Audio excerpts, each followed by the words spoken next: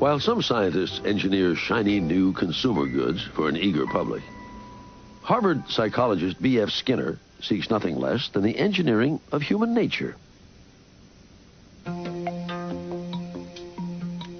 In experiments with subjects as simple as pigeons, Skinner declares that with the right social engineering, we can create a new breed of human being. Skinner is firmly in the behaviorist tradition pioneered by John Watson in the 1920s. Like Watson, Skinner contends that with the right tools, we can predict and control behavior. Skinner really inherited the mantle from Watson of behaviorism in this country. But it's kind of interesting to think about how there's a subtle difference in the way they went about it. Watson, as we know, ended up becoming an advertising executive, ended up embracing the American value system as it existed. Skinner was different. Skinner was a visionary.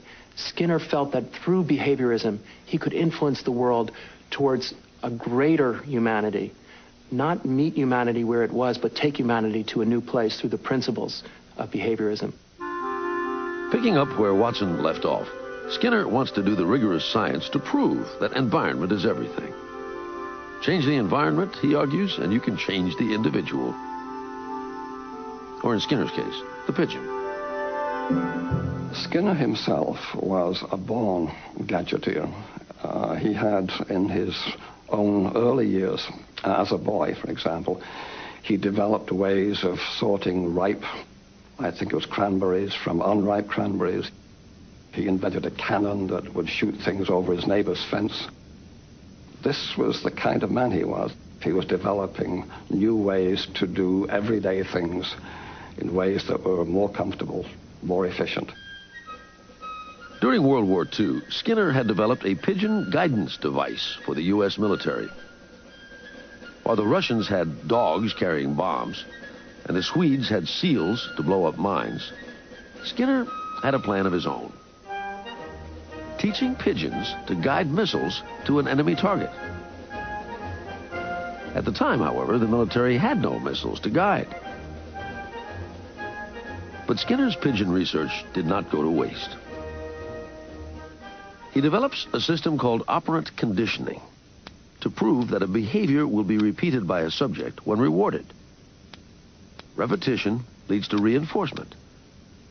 Reinforcement to changes in behavior.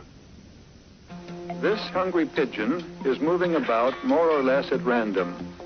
Sometimes it turns its head to the left.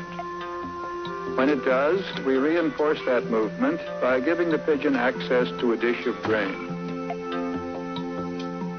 Skinner then waits for it to turn further. Again, more food. Ultimately, the pigeon will turn in a complete circle, having learned that only when he turns will he be rewarded. What Skinner was able to do in very carefully controlled studies with animal models was they demonstrate that whole chains of behaviors could be built step by step so that literally you could teach a pigeon to do complicated behaviors that no one would have predicted possible. And Skinner believes that if it works for pigeons, why not people? In Skinner's mind, behavior is behavior, up and down the evolutionary scale, and it is all learned.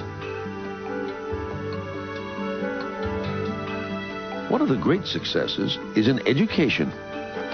People are taught to do more complicated tasks than anyone had thought possible by breaking down behavior into small steps and giving positive reinforcement along the way.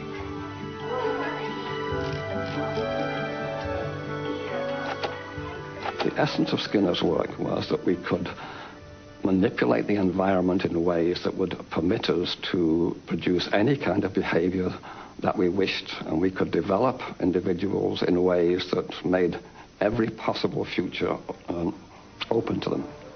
The idea that anything is possible